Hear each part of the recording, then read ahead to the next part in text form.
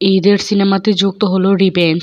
মোহাম্মদ ইকবাল পরিচালিত সিনেমাটিতে অভিনয় করছেন রওশান বুবলী। অ্যাকশন নির্ভর সিনেমাটিতে বুবলী প্রথমবারের মতো অভিনয় করছেন পুলিশের চরিত্রে।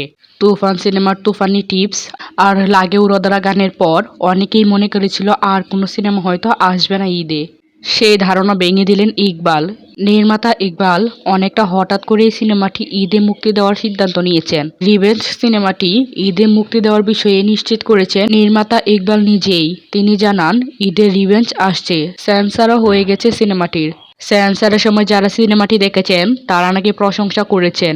বুবলীর ভক্তরা যারা মনে করেছিলেন ঈদে তাদের প্রিয় অভিনেত্রীর বড় পর্দায় দেখতে পাবেন না, তাদের জন্য খবরটি অনেক আনন্দের।